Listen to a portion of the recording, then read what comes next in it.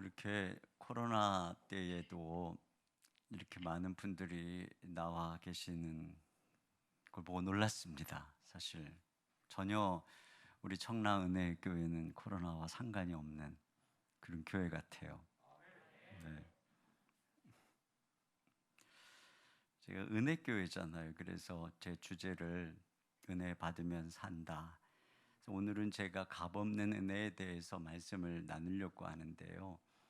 저는 이제 이렇게 집회를 가면 첫날 이런 무슨 설교를 할까?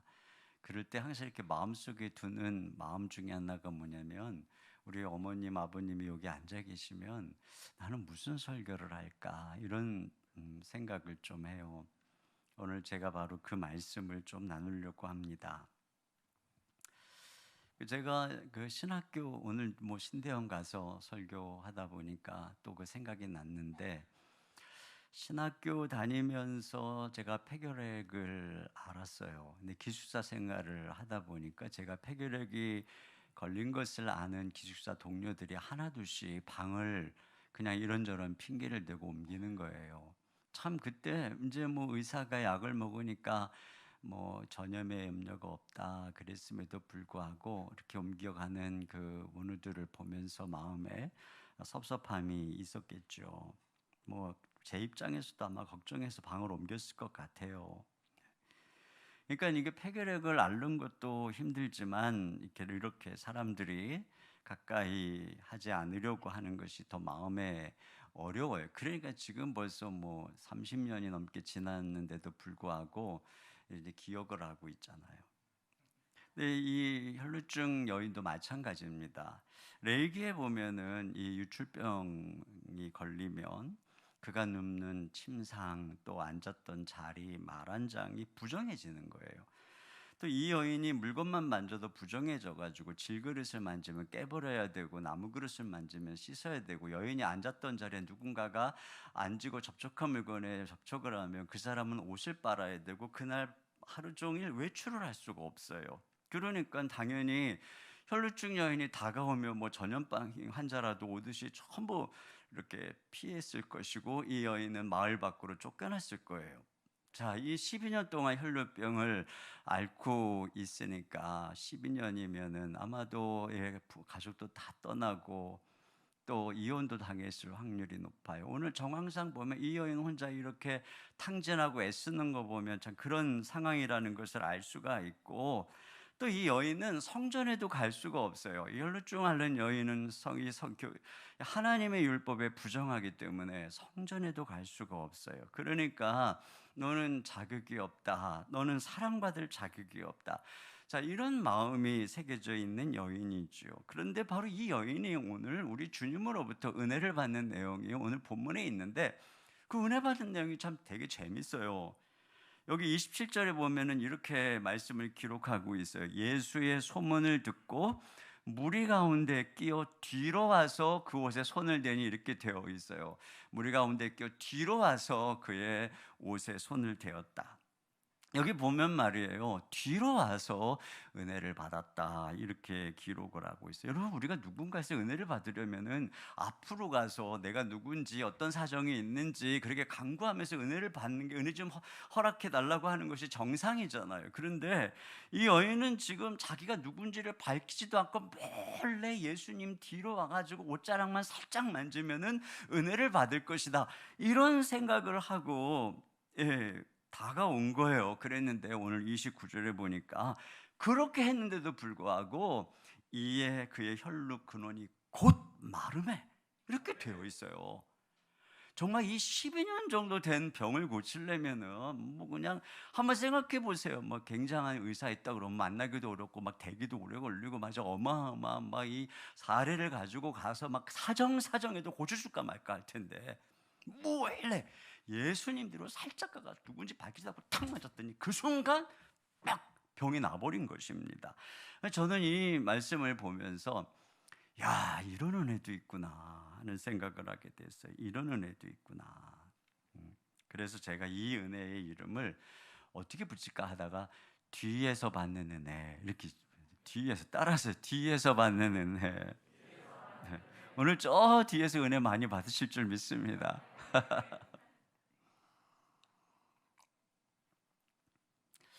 자, 이 뒤에서 받는 은혜의 특징을 몇 가지 말씀드릴게요. 뒤에서 받는 은혜는, 주님이 주시는 이 은혜는 자격과 신상을 묻지 않는 은혜입니다.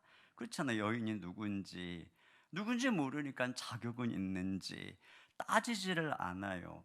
여러분, 하나님의 형상으로 지음받은 사람이며 누구나 다 소중한 것입니다. 이 레미제라블의 장발장이 빵을 훔친 죄목으로 막 이렇게 쌓여가지고 19년이나 복역을 마치고 세상에 나왔을 때 그를 막 다 거부하죠. 그래서 그가 갈 곳이 없으니까 미리엘 신부의 성당을 찾아가요. 그런데 그때 그 신부가 그를 맞이하면서 한 이런 말이 있어요. 뭐라 그러냐면은, 당신이 누구인가를 나에게 얘기하지 않아도 됩니다. 이 집의 문은 들어오는 사람의 이름을 묻지 않습니다. 여러분, 우리 주님이 십자가로 우리의 모든 죄를 다 지셨기 때문에 주님께서는 여러분의 과거에 무슨 죄를 지었든지, 아니면 어떤 사람이 굉장히 도덕적이든지 똑같아요. 다 주님의 은혜 가운데에서. 그 주님 안 물어봐요. 안 물어봐요. 또 두 번째로, 이 뒤에서 받는 은혜는 부끄러움을 배려하시는 은혜입니다. 여러분, 이 여인이 혈루증 앓는 여인이라는 게 발각이 되면요, 그냥 그 자리에서 부정한 여인이니까 돌로 침을 당할 수도 있어요. 그러니까 이 여인은 이 주님 앞에 막 군중을 해치고 나가가지고 자기 신상 밝히고 은혜를 받을 수 있는 상황이 아니에요. 그러니까 오늘 뒤로 와서 몰래 은혜를 받고자 한 것이에요. 그런데 보니까 결국 뒤에서 받는 은혜가 뭡니까? 이와 같이 사람들 앞에 오기에는 부끄러운, 이 초라한 사람도 마음 놓고 받을 수 있는 은혜, 이것이 바로 뒤에서 베푸시는 은혜입니다. 저는 이 말씀을 묵상하면서 교회에서도 구석진 자리가 필요한 사람이 있구나. 앞으로 나오기에는 부끄럽고 또 연약해서 누구한테 내 신상, 내 이름 밝히지 않고 저 뒤에 몰래 가서 아무에게도 보지 않게 앉아 있다가 축도 끝나기 전에 후다다다닥 떠나야 되는, 이런 사람도 있겠구나, 그런 생각이 들더라고요. 그래서 제가 언젠가 우리 성도들에게 그런 얘기를 했어요. 우리 저 뒷자리는 좀 남겨둡시다. 그래서 그런 분들이 와서 그냥 살짝 앉았다가 예배드리고 나갈 수 있도록, 그러려면은 오래 예수님 믿은 분들이 앞으로 나와줘야 되지 않겠습니까? 이런 말씀을 한 적이 있어요. 자, 그런데 주님께서 멈추셔서, 자, 이제 이 병이 나왔잖아요. 갑자기 누가 나를 만졌냐 하고서 주님이 그 여인을 불러냅니다. 여러분, 이걸 보면 언제 불러내는가 보세요. 치유를 받은 다음에 불러내는 거예요. 혈루증이 다 말라서 이제는 더 이상 부정한 여인이 아닌 이런 상황에서 여인을 불러내죠. 그러니까 이 여인이 부끄러운 일이 있는 동안에는 몰래 뒤에서 은혜를 받게 하시다가 그것이 치유를 받으니까 불러내서 공적으로 여인의 치유를 선포하고 계시는 모습을 우리가 알 수 있어요. 가끔씩 교회에서 보면은 투시의 은사가 있다 이렇게 말씀하는 분들이 있어요. 예전에도 좀 막 한참 개척해가지고 사역하는데 막 기도 많이 하시는 어느 권사님이 저한테 오더니, 저 새로 오신 저분 말이에요, 기도해 보니까 속에 시커먼 게 있어요. 막 조심하라고 그러고 막, 아이고 참말로 진짜. 네. 또 그냥 어느 날은 말이에요, 제가 여기 강단에서 기도하는데 여기 막 너무 시끄러운 거예요. 제 뒤에 제가 여기서 기도하니까 뭐 여기서 기도를 하면 은혜를 많이 받는 것인지 막 뒤에서 막 기도하는데 그날따라 저 분위기가 이상해요. 그리고 보니까 이쪽에 계신 어느 기도 열심히 하는 권사님과 저쪽에 있는 분들이 서로 이러고서 이렇게 기도를 하고 있는 거예요. 근데 못들 하시나. 아무래도 분위기가 이거 서로 중보기도 하는 분위기가 아니에요. 이거는 뭐 대적하는 기도를 하고 있어요. 막. 그래가지고 제가 끝나고서 불렀잖아요, 두 분을. 근데 왜 그런가 보니까 서로 알지도 못해. 서로 잘 몰라요. 두 분 다 귀한 분이거든요. 전 다 아니까. 근데 기도하는 스타일이 마음에 안 든다고, 저 좀 이상하다고 이렇게 이러고 있는 거예요. 정말 여러분 중에는 그런 사람이 없겠지만 제가 아는 성령님은요, 덮어주시는 분이에요. 제가 교회를 개척하고 정말 느끼는 게 뭐냐면, 어떤 분이 나를 그렇게 미워하는데 몰라. 그리고 나는 그분이 나를 사랑하는 줄만 알아. 그냥 막 성령님이 이렇게 눈을 가려주세요. 그러니까 그분이 나를 미워하고, 그래도 나는 그분이 나를 사랑하는 줄을 아니까 열심히 사랑하고 열심히 섬기고, 그러다 보니까 어느새 친구가 돼 있는 거예요. 나중에 보니까 나 엄청 미워했다는 거예요. 난 몰랐는데 깨달았어요. 이게 성령의 은사다. 네, 이게 성령의 은사인 줄로 믿습니다. 교회는 어떤 사람의 부끄러움, 여러분, 우리가 말투시의 은사가 있어가지고 사람의 속을 들여다보세요. 마음을 보다가 더 타락하고 더러운 것이 인간의 마음이라고 그랬는데, 깨끗한 사람이 어디 있겠어요? 그래야지 부끄러움을 드러내고 밝혀내지 않을 때 죄인들이 와서 은혜를 받고, 그래서 죄인들이 치유가 되고, 그랬을 때 하나님 앞에 담대히 나올 수 있는 그런 공동체가 되시기를 주의 이름으로 축원합니다. 또 세 번째는 이 뒤에서 받는 은혜가 뭘까 생각해 보니까 천천히 걷는 은혜예요. 천천히 걷는 은혜. 사실 지금 예수님이 회당장 야이로와 같이 가는 거예요. 근데 지금 회당장 야이로의 딸이 지금 되게 위급해요. 그래서 금방 지금 숨이 넘어갈 것 같은 그런 상황 속에서 지금 예수님을 모시고 가는 거예요. 그러니까 야이로는 얼마나 마음이 급했겠습니까? 예수님 빨리 좀 가십시다, 이런 마음이었을 것 같은데, 제 생각엔 예수님이 굉장히 천천히 가셨을 것 같아요. 왜냐하면 뒤에서 12회 동안 혈루증 앓는 여인이 그 많은 군중을 해치고 예수님을 따라오는 게 얼마나 힘들겠습니까? 그렇기 때문에 예수님은 분명히 천천히 걸어가셨을 것이다. 이 여인이 내게 따라올 수 있도록 천천히 걸어갔을 것이다, 이런 생각이 들어요. 제가 굉장히 존경하는 목사님 중에 한 분이, 여러분 아시는지 모르지만 안산 동산교회 김인중 목사님이세요. 오늘 원로 목사님 되셨는데, 한동안 김인중 목사님하고 저 대부도에서 이제 자전거를 함께 탄 적이 있어요. 막 절더러 이 목사 건강해야 돼, 자전거 타자, 그래가지고 갔는데 얼마나 건강하신지 자전거를 타고 출발을 했는데 쏜살같이 달려가시는 거예요. 그러면서 한 열 몇 명이 자전거를 탔는데 일직선으로 쫙 가는데 제일 뒤에 제가 있고 김인중 목사님이 제일 앞에 있고, 막 외롭게 자전거를 타고 갔더니 저기서 쉬고 있더라고요. 딱 도착했는데 가자, 그러고 또 가시는 거예요. 그 다음부터 저는 몇 번 이런 일을 당하고 김인종 목사님 보고 절대 자전거 안 탑니다. 그러나 여러분, 감사하게도 우리 예수님은 김인종 목사님 같지 않은 줄로 믿습니다. 김인종 목사님은 예수님 너무너무 닮으신 분이에요. 이것만 빼고.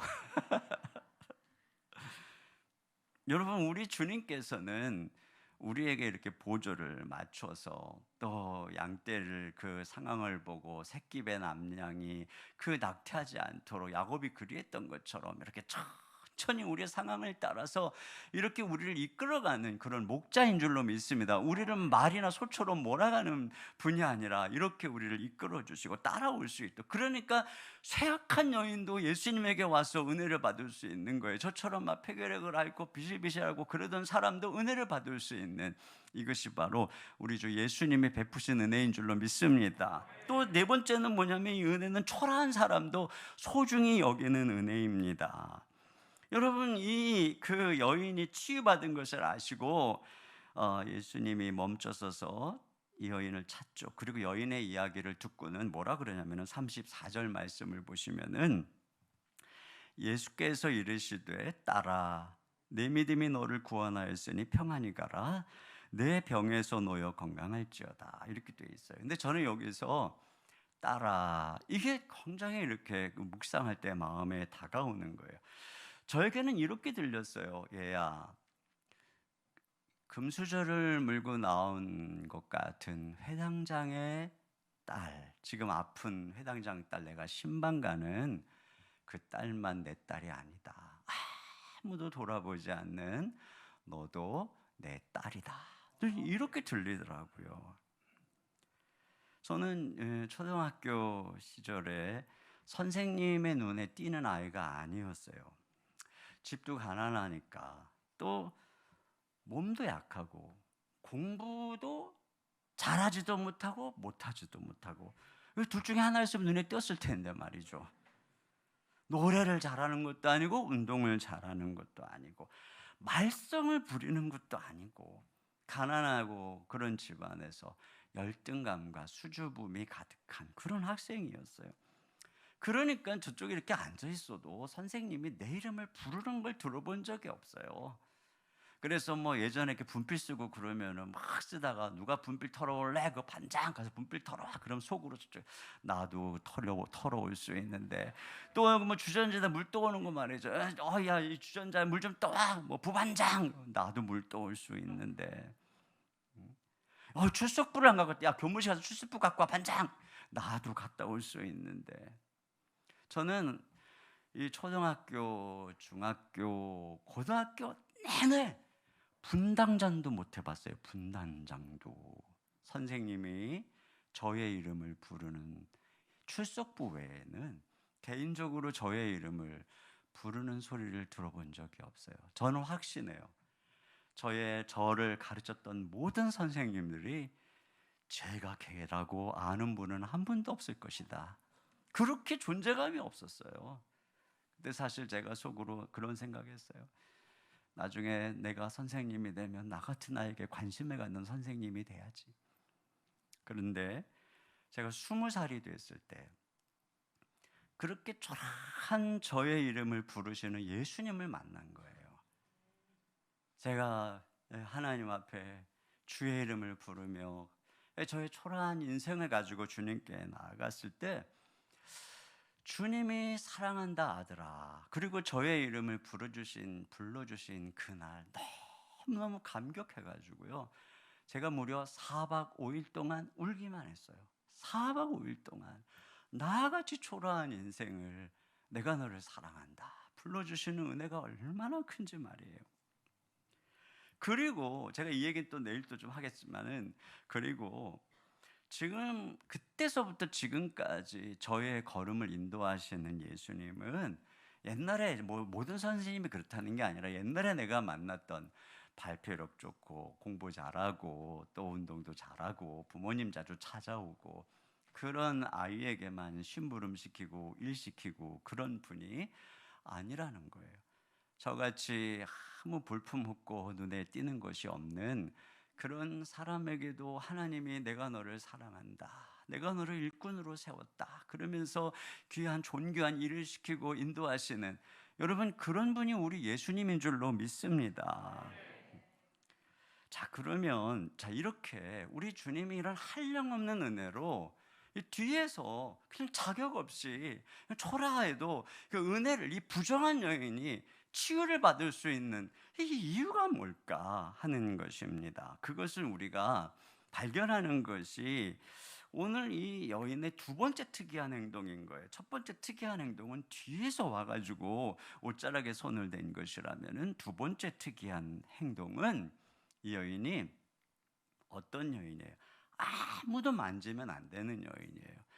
만지면 모든 게 부정해지기 때문에 누구도 접촉할 수 없는 여인인데, 하필이면 그 많고 많은 치유의 방법 중에 여인이 택한 게 뭐예요?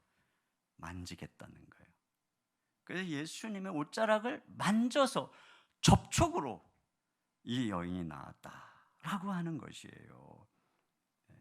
그런데 말이죠, 여인이 만지면 그 사람 그날 집에 가서 옷 빨고 하루 종일 외출 금지인데, 여기 참 놀라운 것은 뭐냐면은, 여인이 예수님 옷자락을 만져서 예수님이 부정해진 것이 아니라 오히려 예수님의 옷자락을 만진 여인이 깨끗해졌다, 치유를 받았다. 바로 그것이 오늘 우리가 주목해야 되는 아주 중요한 부분입니다. 왜 이런 일이 일어났을까요? 그것은 첫째로는 뭐냐면은, 예수님이 그림자가 아니라 실체이기 때문에 그런 것이에요. 이게 무슨 얘기냐면요, 여러분 어떤 사진 작가가 그 일출이 돋는 아름다운 광경을, 또 그 해가 뜨면서 호수에 반짝반짝반짝거리는 그런 그림들, 이게 빛이라는 주제로 딱 전시회를 합니다. 이게 그런 사진을 보고 있으면 사진만 봐도 눈이 막 부시는 그런 아주 그 찬란한. 그런데 전시장에 불을 딱 끄면 모든 사진이 다 어두워지죠. 왜 그러냐면은 그것은 실체가 아니고 사진이기 때문에 그런 거잖아요. 여러분, 진짜 태양은 어둠이 물러가지 어둠에 의해서 잠식되는 것이 아닙니다. 그런 면에서 예수님은 실체이시니까, 여러분, 이 율법이나 성전이나 이런 것들은 다 실체가 아니에요. 그림자예요. 그렇기 때문에 이 어둠이 오고 막 부정이 오면은 막 피하고 막 도망가야 되는 거예요. 제사장들, 레위인들 다 도망가야 되는 거예요. 그런데 예수님 자신은 실체이시잖아요. 그림자가 아니잖아요. 그렇기 때문에 예수님은 어둠에 물들지 않아요. 예수님은 부정에 부정해지지 않는 것입니다. 여러분, 그것을 믿으십니까? 그렇다면 또 한 가지 이해가 안 되는 게 있어요. 여러분, 예수님은 하나님의 본체이십니다. 하나님이십니다. 하늘의 실체이십니다. 영광스러운 분이십니다. 그런데 그 예수님을 이 부정한 여인이 만졌는데 여인이 죽지 않고 오히려 나음을 입었습니다. 여인이 죽지 않고 오히려 나음을 입었어요. 여러분, 구약에 보면은 하나님을 보면 죽어요. 또 구약에 보면은 법궤만 만져도 그냥 그 자리에서 즉사를 당했습니다. 그런데 지금 이 여인은 그것의 본체, 이 구약의 이 본체 하나님이 오셨는데 그분의 허락도 없이 몰래 예수님 옷자락을 만졌는데 죽은 게 아니라 나음을 입었어요. 왜 그랬을까? 자, 여기서 우리가 알 수 있는 두 번째, 예수님 자신이 우리를 위해서 오신 선물이기 때문에 그런 것입니다. 의의 선물이기 때문에 그런 거예요. 여러분, 우리는 죄인이기 때문에 사실 제일 듣기 거북한 말이 의예요. 의, 정의, 이런 얘기를 하기는 좋지만 듣기는 매우 거북스러워요. 우리가 다 죄인이기 때문에. 특별히 율법의 의라고 하는 것은 의롭지 못한 우리를 정죄하는 것이기 때문에. 그래서 이런 고민을 많이 했던 사람이 루터입니다. 어느 날 루터가, 여러분 아시는 것처럼 길을 가다가 갑자기 벼락이 쳤어요. 그 자리에서 나동그러진 루터가 하나님의 이 진노가 너무나 무서워서 납작 엎드려서, 성 안나여, 나를 살려주시면 제가 수도사가 되겠습니다, 이렇게 서원을 합니다. 그리고 루터는 자기가 다니던 그 명문대를 포기하고 신학교를 가서 수도사가 되는 거예요. 그런데 거기 가서도 하나님에 대한 두려움이, 정결하신 하나님이 자기같이 더러운 죄인을 향한 그 이 진노가 맨날 이렇게 두려운 거예요. 어느 날은 그가 이제 이 정식 수사가 돼서 이제 성찬식을 집전하는데, 이 캐톨릭에서는 그 화채설을 믿거든요. 화채설. 그러니까 성찬식의 이 포도주와 빵이 이게 이 분병하는 순간에 실제로 예수님의 몸으로 변한다라고 하는 화채설을 믿거든요. 근데 이 루터가 지금 이 첫 집전을 하고 그 집전하는 거 보려고 지금 뭐 부모님 또 친구들까지 다 왔는데, 그래서 집전을 하려고 하는 순간에 나같이 더러운 인간의 손에 영광스러운 하나님의 살과 피가 있다니 갑자기 두려움이 몰려왔어요. 얼굴이 막 하얗게 질려가지고 자기가 어떻게 성례식을 집행했는지도 모른 채 끝났어요. 그러니 뭐 부모님들 와가지고 쟤 왜 저러나 그랬을 거 아니에요. 그리고 늘 마음속에 두려우니까 금욕하고 고해성사를 매일 하고, 또 돌아서서 또 죄가 생각나면 또 가서 고해성사하고, 어떤 날은 7시간 동안 고해성사를 한 거예요. 그러니까 아마 루터만 온다 그러면은 다른 이 신부들이 그냥 뭐 막 겁을 낼 정도로, 그 스스로 고행하겠다고 밤에 이불도 안 덮고 자다가 막 얼어 죽을 뻔하고, 또 그 그 로마 그에 있는 성당이나 그 유명한 성당에 거기 가면은 이제 뭐 거기 그 뭐 성인들 뭐 시신이고 그러잖아요. 막 그런데 이제 성지순례 가면서 무릎으로 걸어 올라가면서 공력을 쌓으면은 된다고 하는 막 이래도 마음에 평안이 없는 거예요. 너무나 두려우니까 예수님께 기도를 합니다. 그러면 예수님께 기도를 하다 보면은 예수님이 마지막 날에 심판하시러 올 예수님이라는 생각에 갑자기 막 불안이 다가오고, 그러면 예수님의 어머니 모친 마리아에게 기도를 합니다. 그래도 뭔가 만족이 없으니까 그것도 할머니라고 하는 그 성 안나에게 기도를 합니다. 그래도 만족이 없으니까 이 수호 성인을 3명씩 세워가지고 월화수목 21명을 쫙 수호 성인으로 세우는 거예요. 그러다가도 밤에 딱 눈을 뜨면 저기서 죽음의 사자가 죄인인 자기를 데리러 오는 것 같은 두려움에 벌벌벌벌 떠는 것입니다. 그러니까 너무너무 힘들죠. 이렇게 막 힘들어하는 그에게 어느 날 이 수도원장이, 너는 이제 신학교에 이제 그가 교수로 가게 되는데 로마서를 좀 가르치라고 한 겁니다.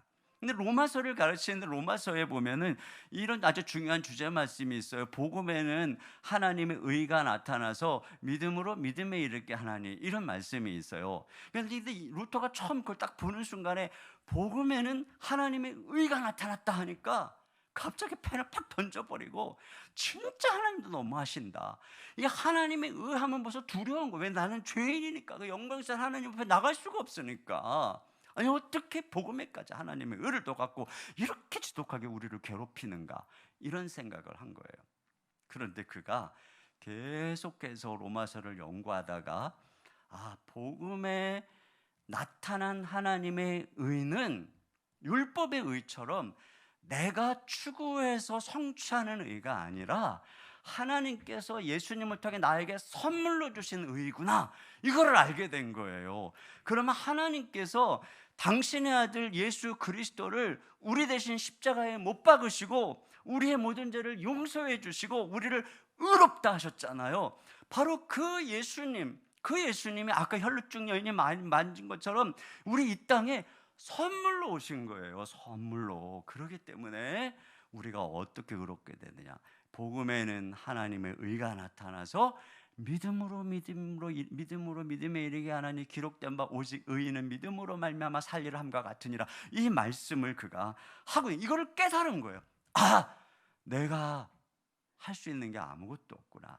죄인인 내가 그냥 예수님 그 의를 받아들이면, 이걸 깨닫는 순간에 이 루터가 뭐라 그러냐면은 무덤을 막고 있던 커다란 돌이 옮겨졌다. 그리고 나에게 낙원의 문이 열렸다.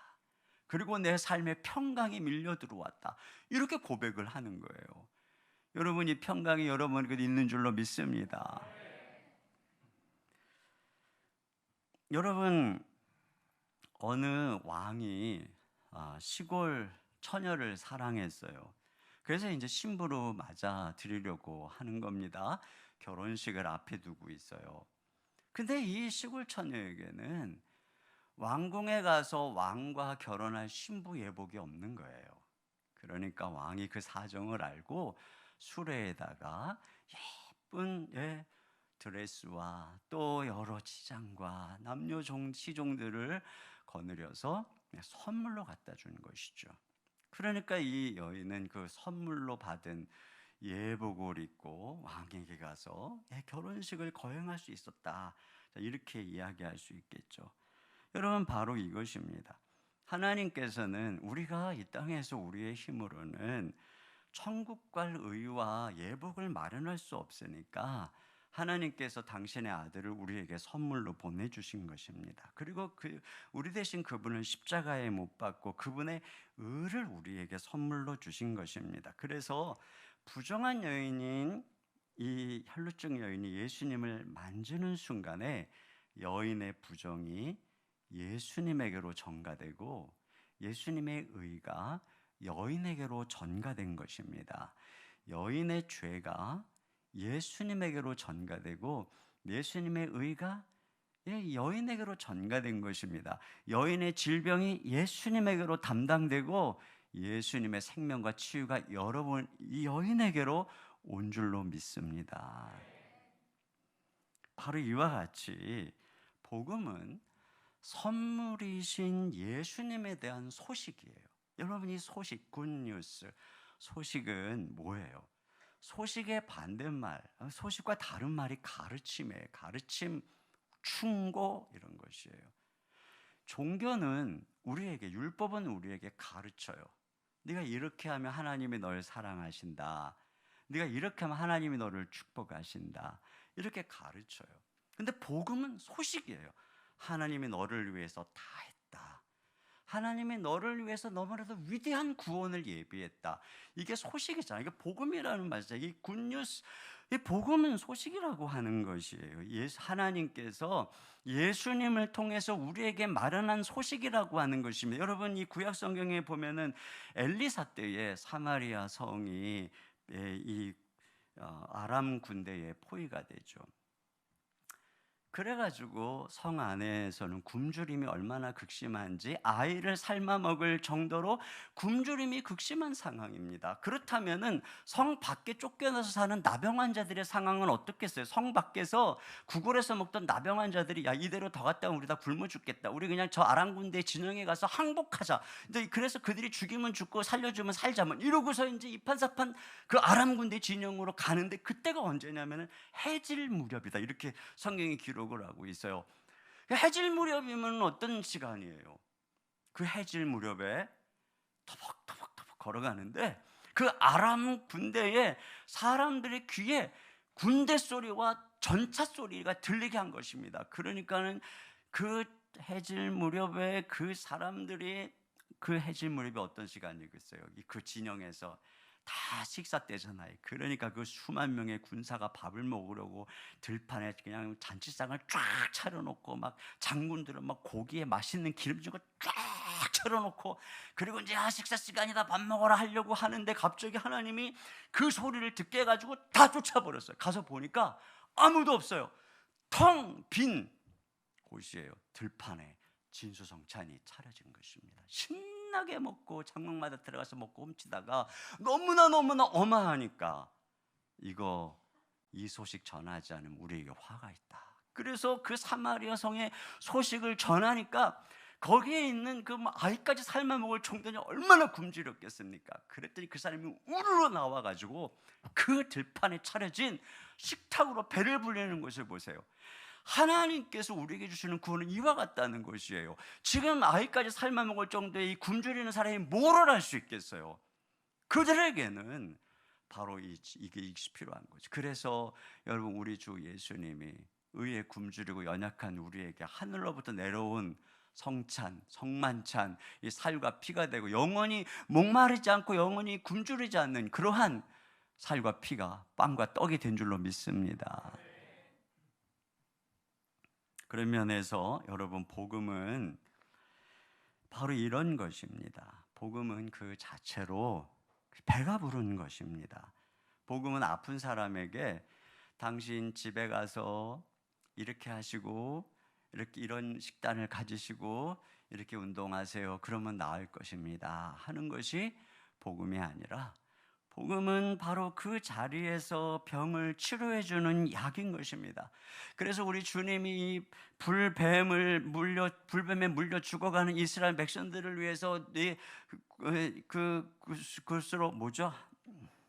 노수로, 말이 좀 생각해. 노뱀을 달아가지고 쳐다만 보면 산다 그랬어요. 기어 올라가야 산다고 또 안 하고, 가서 만져야 산다고 그러지도 않고, 쳐다만 봐라. 바로 이것이 여러분, 우리 위해서 십자가에 달려 죽으신 우리 주 예수님의 은혜인 줄로 믿습니다.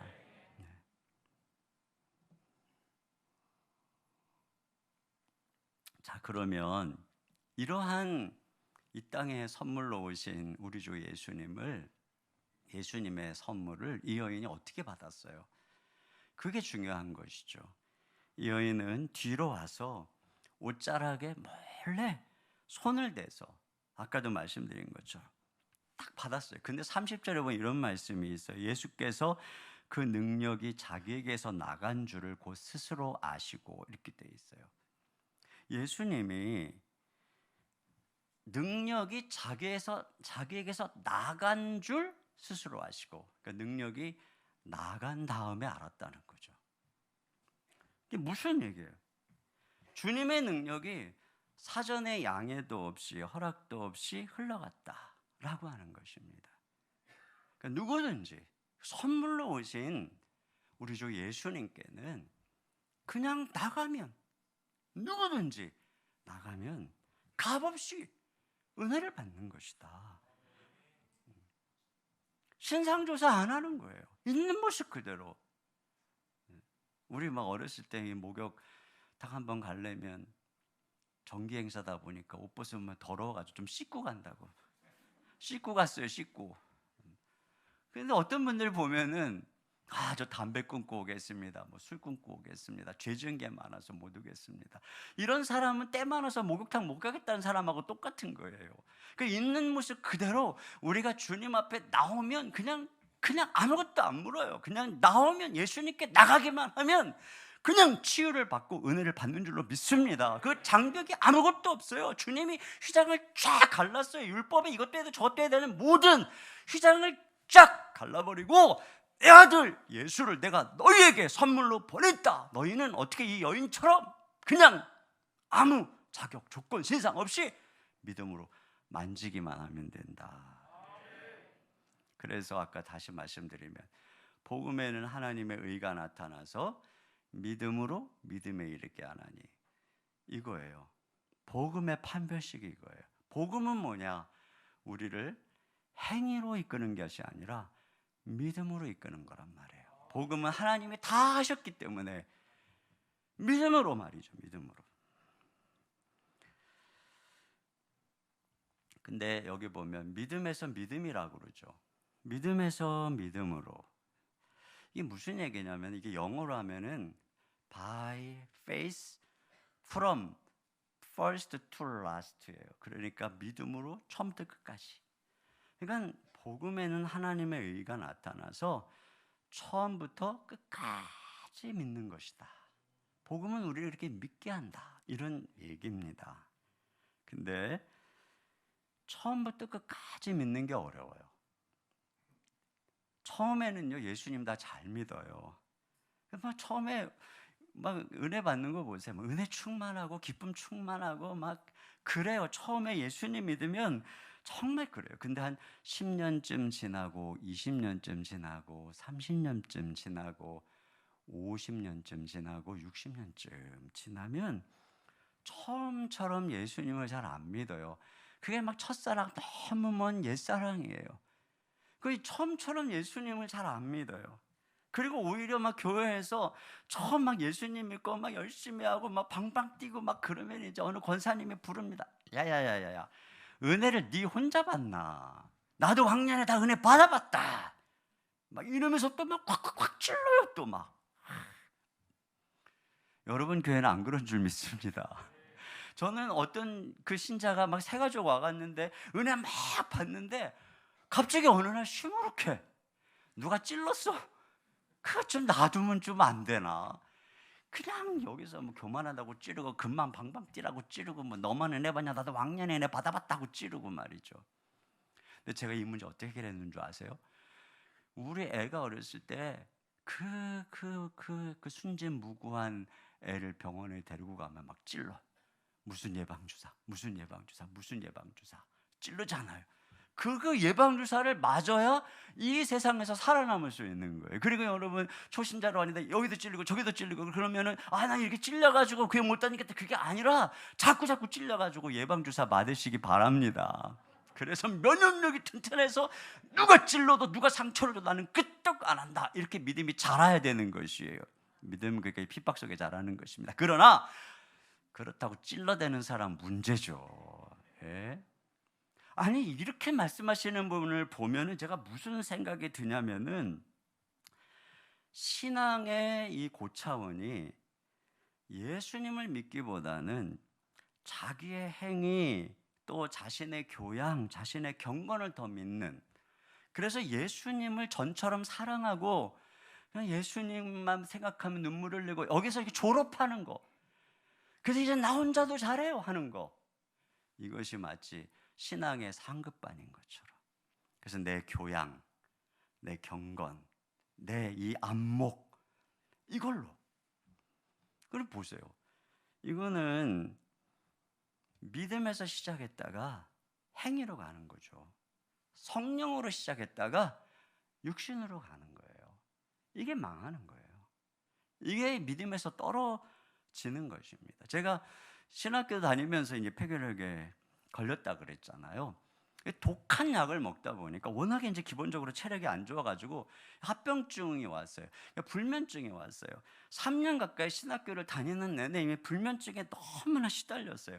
당시에 이제 제가 부모님이 반대하는 이제 신학교를 가야 했기 때문에 학비도 제가 벌어야 되고 또 아들 역할도 해야 되는 중압감에 과외도 하고 교회 사역도 하고 또 장학금을 타야 된다는 생각으로 새벽 3시까지 매일 공부를 했어요. 근데 뭐 제가 반대하는 신학을 공부한다는 게 너무 감격스럽고 울면서 공부를 했어요. 근데 그러다가 몸이 너무 약하니까 폐결핵이 걸린 거죠. 여러분, 그러니까 예수님이 저를 얼마나 불쌍히 여겼겠어요. 근데 저는 저 자신에게 화가 나는 거예요. 제가 용납이 안 되는 겁니다. 무슨 생각이 드냐면, 아니 주의 종이 왜 병에 걸리냐, 하나님이 사랑하는 자에게 잠을 주신다 그랬는데 내가 전도사인데 왜 잠을 못 자냐, 이게 부끄러워 갖고요 3년 동안 극심한 이 그 불면증으로 밤에 누워가지고는 뭐 그냥 저 멀리서 기차 가는 소리가 들리고 개미 지나가는 소리까지 들릴 정도로 예민해가지고 한숨도 못 자면서 아무에게도 얘기 안 했어요. 아무에게도 얘기 안 했어요. 자, 근데 너무 무식했죠. 제가 막 수면제 하나를 안 먹어봤어요. 그리고 끙끙 앓고 그렇게 지나가는 시간들이었어요. 그러다 보니 어때요? 몸은 점점 다운되고 잠 못 자죠. 체력은 다운되죠. 지금보다, 그러니까 지금 제 몸무게보다 그때 몸무게가 약 15kg 정도가 덜 나갈 때였어요. 그렇게 막 빼짝 말라가지고, 그러니까 당연히 말씀 묵상 못하죠. 당연히 전도 못하죠. 그러니까 저 자신이 무슨 생각이 드냐면, 너 같은 게 무슨 주의 종이냐, 너 전도도 못하지, 기도도 못하지, 너 말씀 묵상도 못하지, 설교 준비도 제대로 못하지, 네가 무슨 주의 종이냐. 이게 너는 그러기 때문에 하나님께 사랑받을 자격이 없어, 이런 생각이 괴롭히는 거예요. 여러분, 이런 정죄를 누가 하는 건가요? 예수님이 하고 있나요? 하나님이 하고 있나요? 다른 성도가 그러고 있나요? 아니에요. 제가 가만히 생각해 보니까 누가 나를 이렇게 비난하고 있는 거냐면 내 안에 있는 종교였어요. 내 안에 있는 종교. 무슨 종교냐면 내 열심과 내 의와 내 헌신과 내 행위를 믿는 종교.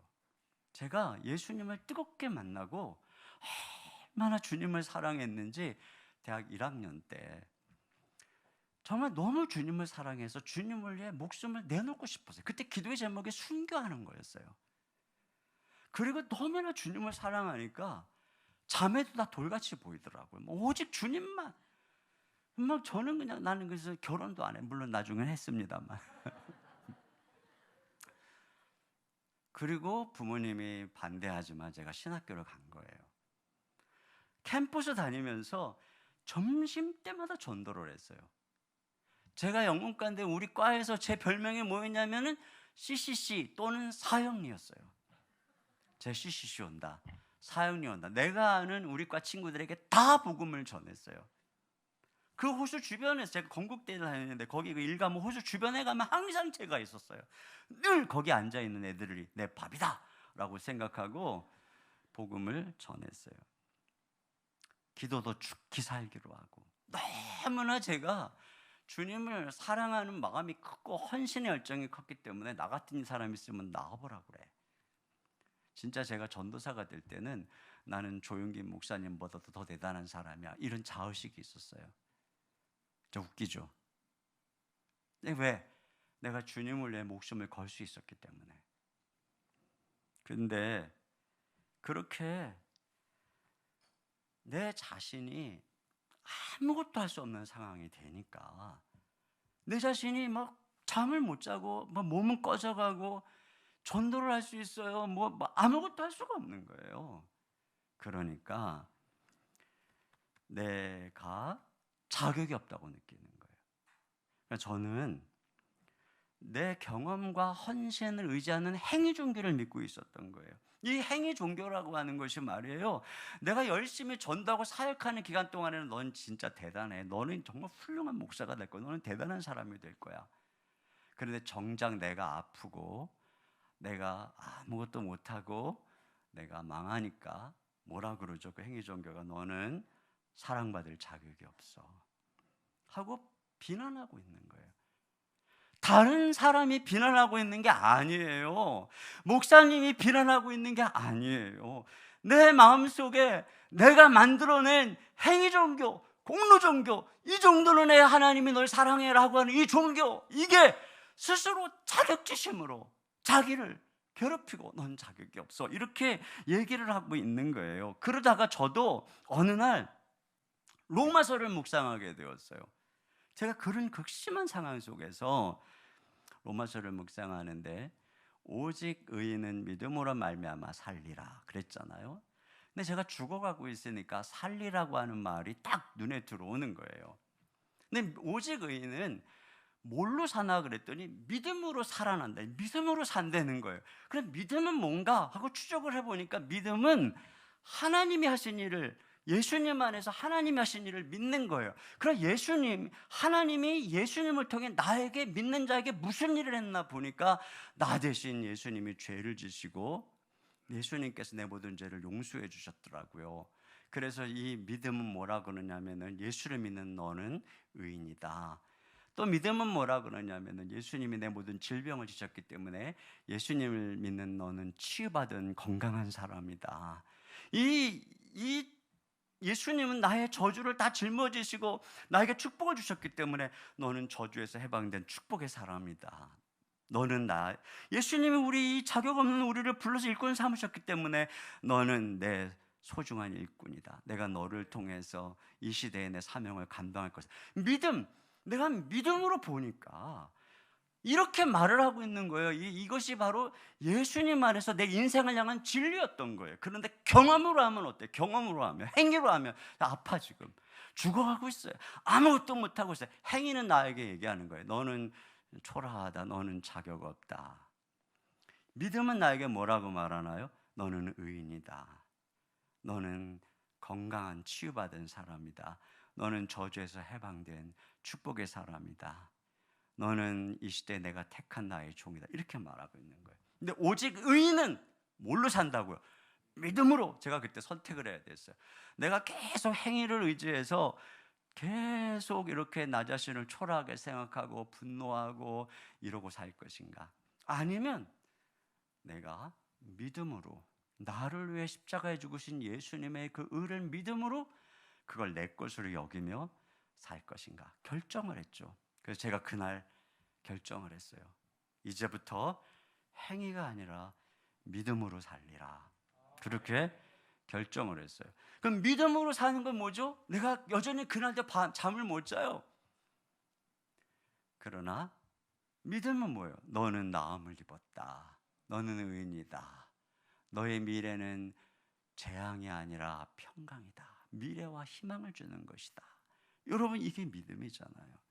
그래서 제가 그 믿음을 받아들이면서 딱 누워있는 거예요.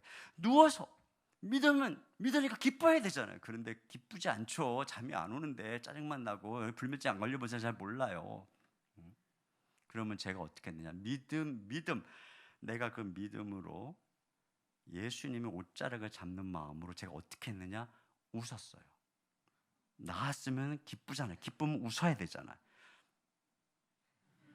웃었어요. 뭐 1시간 웃는다고 잠이 안 오죠. 밤새 웃었어요. 새벽까지. 내가 지금 주님 옷자락 잡는 거야. 그리고 일어났어요. 뭐 자는 동마다 일어났어요. 거울을 보니까 얼굴이 지쳐가지고 막 그냥 거울 보는 순간에 절망이 돼요. 그러나 제가 다시 믿음으로 내 눈에 보이는 것으로 판단하지 않고 믿음으로 살리라. 또 웃었어요. 웃음 치료를 했다는 게 아니라 그것도 무슨 효용이 있겠죠. 저는 주님이 하신 일에 믿음으로 그렇게 반응한 거예요. 제가 옷자락을 만지는 마음으로 그렇게 길을 가면서도 순간순간 복음 안에서 내가 누구인지를 생각하고 웃었어요. 모든 일. 웃고 또 웃고 기뻐하고 믿음으로 그러던 어느 날 저는 그때 제가 영원히 안 나을 거라고 생각했어요. 완전 정신쇠약까지 영원히 안 나을 거라고 생각했어요. 근데 제가 한없이 빠져들어가던 제가 갑자기 그 믿음으로 주님만 붙든 어느 순간에 바닥을 탁 치는 느낌이었어요. 그냥 느낌이 그랬어요. 그러더니 이것이 쫙 올라와서 나를 점점 정상의 자리에 저 높은 곳으로 그렇게 인도하고, 그래서 제가 깨끗이 치유받은 거예요. 수면제 하나를 안 먹고 깨끗이. 부모님도 몰라요 내가 그런 세월을 보냈는지. 나중에 책을 썼더니 네가 그랬냐고 우시더라고요. 왜냐면 핍박하는 부모님이니까 막 내가 그 고백하면 말이죠, 너 신학교 가더니 꼴 줬다 그럴까 봐 말이죠. 이것도 자존심을 생각해 보면은 그럴 필요 없는데.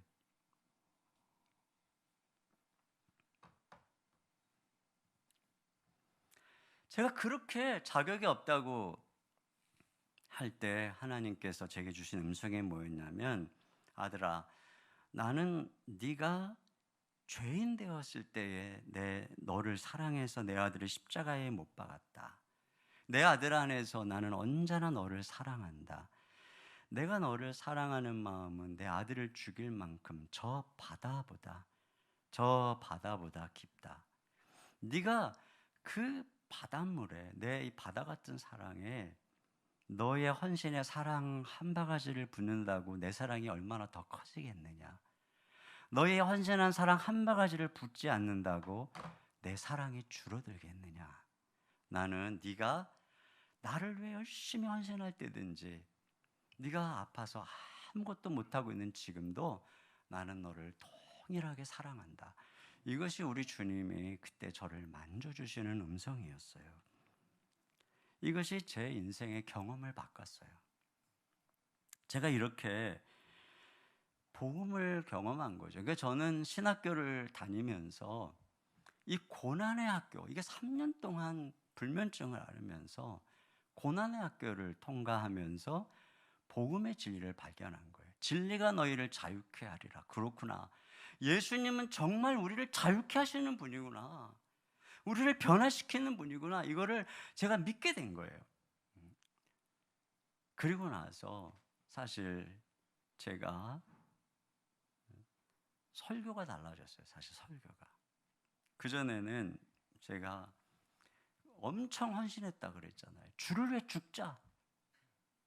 물론 지금도 뭐 그런 설교 하긴 합니다만, 그게 틀렸다는 것이 아니라 제 마음속에 복음으로 바탕된 이러한 헌신이 아닌, 막 청년들 보면 한심하고 답답하잖아요. 그러니까 우리가 주를 위해 죽자, 막 헌신하자, 세상이 어두워도 이렇게 살면 되겠느냐, 막 이러면서 막 그래서 그러면 애들이 다 고개를 푹 숙이고 있는 거예요. 저 뒤에 앉아, 앞에 안 앉아, 저 뒤에 앉는 거예요.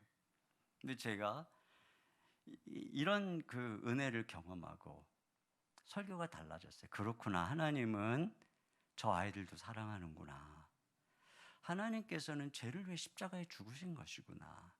하나님은 저 뒤에서 자격 없는 것처럼 앉아있는 바로 저 아이도 사랑하는 거구나.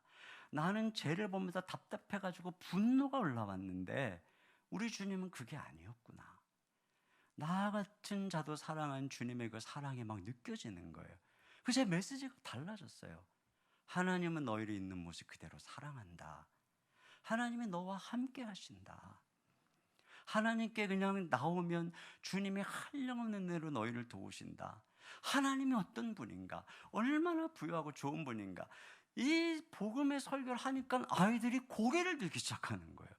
눈을 뜨고 저를 보기 시작하는 거예요. 눈물을 흘리기 시작하는 거예요. 앞으로 나오기 시작하는 거예요. 기도하기 시작하는 거예요. 은혜. 여러분, 이것이 믿음이에요. 끝까지 우리가 끝까지 이 믿음에 붙어 있어야만 하는데, 유대인들이 로마서에 보면 왜 망했다고 하냐면 그들은 열심히 있었어요. 경건이 있었어요. 근데 그들이 믿지 않았어요. 잘못된 열심에 대한 잘못된 지식, 자기 의의 열심이 있었어요. 그래서 로마서 11장 20절에 보면 이런 말씀이 있어요. 같이 한번 읽어보겠습니다. 시작.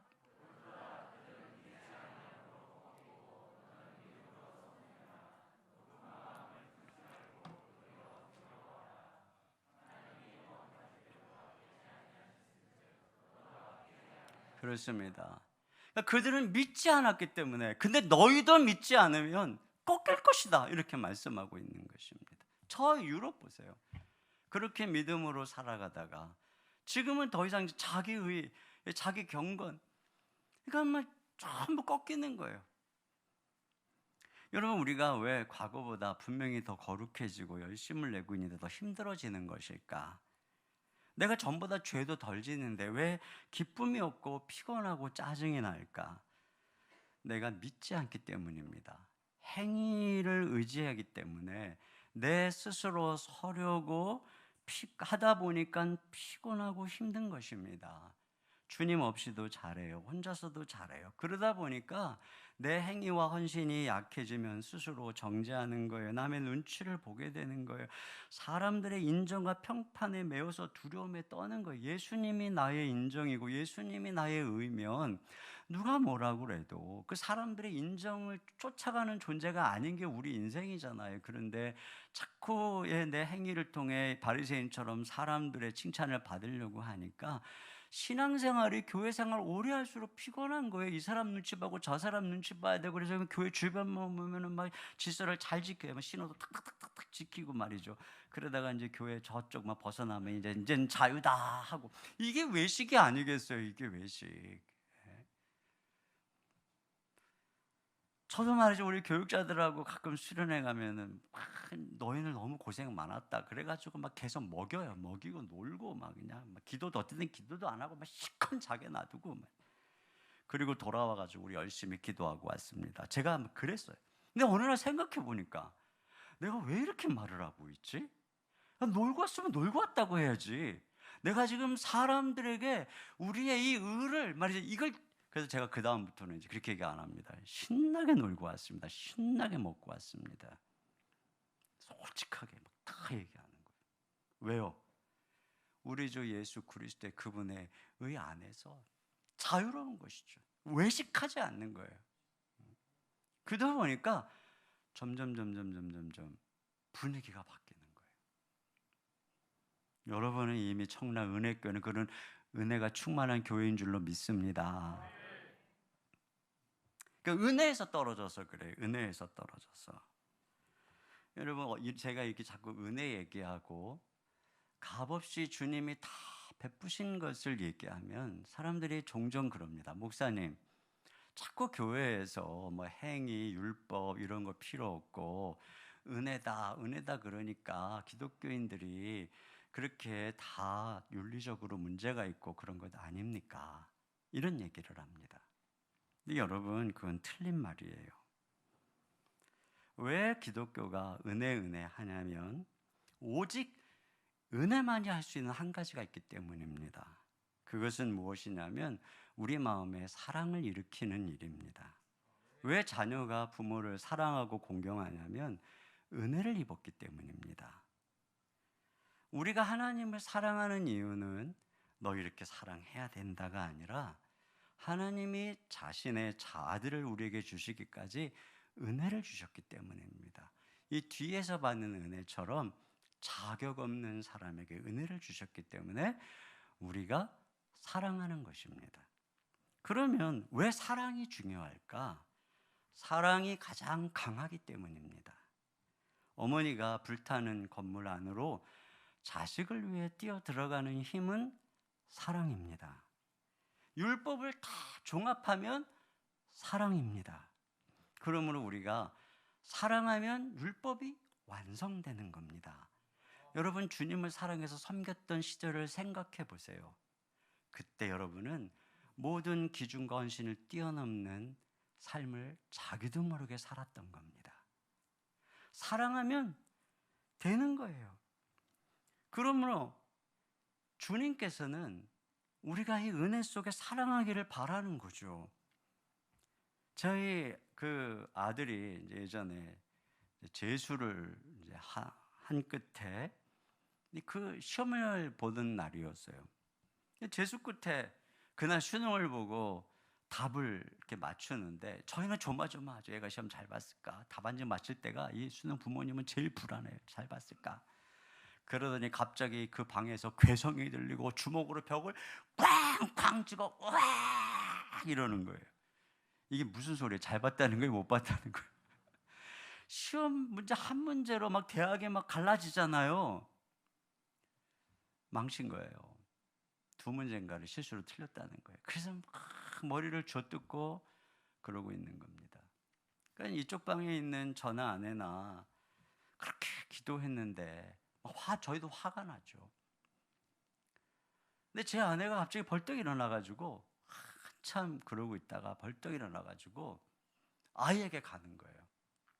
애가 너무 화가 나니까 괴로워서 잠도 못 자고 막 괴로워하고 있으니까 그 아이에게 가서 얘를 침대에 누이고 토닥토닥거리면서 아들아, 너 최선을 다했어.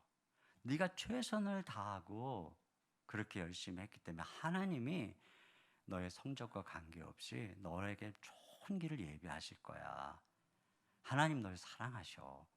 그러면서 이 엄마가 얘를 토닥토닥토닥 거려준 거예요. 얘 행위로, 시험을 못 본 행위로 뭐라고 한 게 아니라 어머니의 사랑으로 이 아이를 존재로 사랑해 주니까 얘가 잠이 든 거예요. 제가 그렇게 재우고 오는 아내를 보고 놀랐어요. 사실 얘 재수하고 이 고3 때 내내 학원 데려다 주느라고 늦게까지 그리고 새벽 한두 시까지 잠 못 자고 고생한 것이 제 아내거든요. 그 누구보다 아내가 힘들었을 거예요. 그런데 아내가 그렇게 하니까 얘가 잠을 자요. 그리고 나서 이제 얘가 대학을 들어가고 제가 그 아들하고 여행을 하게 됐어요. 이제 뭐 아내는 또 그 밑에 동생이 있어가지고 그래서 아들하고 여행을 하는데 아들하고 딸하고 둘이 이제 여행을 하는데 세상에 진짜 여행하지 말아야 될 게 아들하고 딸 데리고 여행하는 겁니다. 제가 그때 깨달았어요. 이 세상에 나를 우습게 볼 인간, 교회 교인들이 나를 우습게 보겠어요. 우리 부모님이 나를 우습게 보겠어요. 아내가 나를 우습게 보겠어요. 나를 우습게 보는 두 인간하고 여행을 하는데 얼마나 괴로운지, 이 아들이 얼마나 말을 안 듣는지 그때마다 제가 힘들어갖고 아내에게 SOS를 치는 겁니다. 여보, 이 아들이 너무 말을 안 듣는다. 그러면 엄마가 딱 아들에게 문자를 보내, 너 아빠 말 잘 듣고 어쩌고 저쩌고 저쩌고 저쩌고. 그러니까 얘가 말이죠, 어느 날 그러는 거야. 아빠, 우리 집에서 제일 센 사람이 누군 줄 알아? 누군데? 엄마야 그러더라고요. 엄마가 자기가 키도 작고 체구도 작은데 엄마가 제일 세대요. 왜? 엄마를 사랑하니까. 엄마에게 은혜를 입어서 엄마를 사랑하니까 엄마가 센 거예요. 엄마 말을 거부할 수가 없는 거예요. 여러분, 교회에서도 예수님을 사랑하는 사람이 제일 약해요. 예수님을 사랑하는 사람, 그 사람은 거절을 못해요. 전도사님이 뭐 좀 해주세요, 목사님이 뭐 좀 부탁해도요, 예수님을 사랑하는 사람 이미 잔뜩 짐을 지고 있어도 또 섬기는 거예요. 예수님을 사랑하는 게 이렇게 중요한 일이죠. 이제 마무리를 할게요. 여러분, 우리가 이 은혜에서 시작해서 행위로 끝나기가 참 쉬워요. 성령으로 시작했다가 육체로 마치기가 쉬워요. 에베소 교회를 보세요. 그들의 수고와 행위를 칭찬했지만 처음 사랑을 잃어버렸다. 회복하지 않으면 촛대를 옮길 것이다. 그렇게 얘기하죠. 그러니까 우리가 은혜 안에 늘 머물러 있어야 합니다. 제가 어느 날 차에서 찬양을 듣고 있었어요. 근데 그 찬양이 극동방송에서 나온 무슨 찬양이 나왔냐면 인내하신 구세주여 내가 비오니 죄인오라 하실 때에 날 부르소서. 인내하신 구세주여 내가 비오니 죄인오라 하실 때에 날 부르소서. 주여 주여 내가 비오니 죄인오라 하실 때에 날 부르소서. 이 찬양을 듣는데 계속 눈물이 나는 거예요. 그 찬양이 무슨 해설 찬양이 자꾸 반복적으로 들려주는데 너무 눈물이 나는 거예요. 특별히 어느 부분이 제게 이렇게 다가오냐면 죄인오라 하실 때에 날 부르소서. 근데 제가 담임 목사로서 사람들에게 존경을 받고 그렇게 뭐 두드러진 죄도 안 짓고 그러다 보니까 내가 이 찬양을 부른 지가 너무 오래된 거예요. 이 찬양이 내 마음에 깊이 안 와닿는 거예요. 그게 회개가 되는 거예요. 내가 교만해졌구나. 내가 교만해졌구나. 비대해졌구나. 죄인 오라 하실 때에 날 부르소서. 그래서 그날 제가 집에 가자마자 저 구석에 있는 신학교 때 졸업 사진을 꺼냈어요. 그 한동안 책상 앞에 두었습니다. 이때를 잊지 말자. 내가 불면증으로 폐결핵으로 합병증으로 꺼져갈 때 이 죄인인 내가 주님 앞에 은혜로 나아갔을 때 나를 붙잡아 주셨던 그 주님의 은혜, 그 처음 사랑을 잊지 말자. 그때 제가 어떻게 해서든 혈루증 앓는 여인처럼 믿음으로 주님을 붙잡으려고 했을 때 가장 원하는 설교가 뭐였는지 아세요? 어떤 목사님이든 나와서 얼마나 설교를 잘하느냐가 아니라 진짜 하나님은 살아계신다. 진짜 예수님은 우리를 구원하시는 분이다. 진짜 예수님은 우리의 질병을 치료하시고 진짜 예수님은 우리의 죄를 용서하는 분이다. 이거를 말해주는, 그러면 저는 그 지푸라기를 붙들고 믿음으로 날마다 일어날 수 있었어요. 근데 그때 제가 제일 경멸했던 사람이 누군지 아세요? 그때 제가 화났던 사람, 이미 배가 불러서 나는 예수님 안 믿어도 살 것 같이 설교하면서 실실 웃으면서 지도 안 믿는 것 같은 표정으로 설교하고 있을 때 화가 나는 거예요. 내가 너무 붙잡을 게 없으니까. 그때 제가 무슨 생각했냐면 저 사람은 배가 부르구나. 근데 제가 그 순간에 그렇게 돼 있는 걸 깨달은 거예요. 죄인 오라 하실 때에 날 부르소서라고 하는 찬양을 더 이상 부를 수 없는 내가 배가 불렀구나. 어떤 성도가 나를 보고 그럴 수 있겠구나. 저 목사 배불렀어. 나는 지금 이 혈루증 여인처럼 주님 옷자락을 붙들기 위해서 그 믿음으로 나왔는데 저 목사 배불렀어. 그게 이렇게 회개가 된 거예요.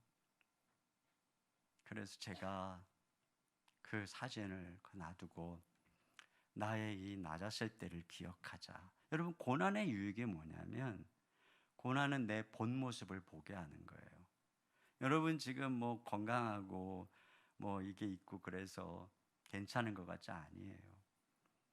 고난은 은혜가 떠나면 내가 어떤 존재인가 하는 그 현실을 그대로 보게 해주는 것이 바로 고난이에요. 고난의 때를 기억해야 돼요. 그리고 항상 그 믿음으로 주님을 바라보는 것입니다. 여러분, 우리는 언제나 은혜가 필요한 존재인 줄로 믿습니다.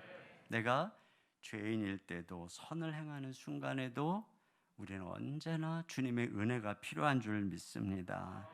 그래서 세월이 가도 10년이 가도 20년이 가도 30년이 가도 똑같이 처음 예수님에게 감격했던 그 마음으로 30년 동안 믿었어도 50년 동안 믿었어도. 그래서 제가 여기 젊은 분들에게 얘기하고 싶어요. 여러분이 이제 예수님 5년 10년 믿고 팔팔한 거 자랑하면 안 돼요. 여기 권사님들 예수님 50년 60년 장로님들 이렇게 믿으면서도 신실하게 주님 사랑하고 섬기는 이게 대단한 겁니다. 잠시는 누구나 잘 믿어요. 그러나 끝까지.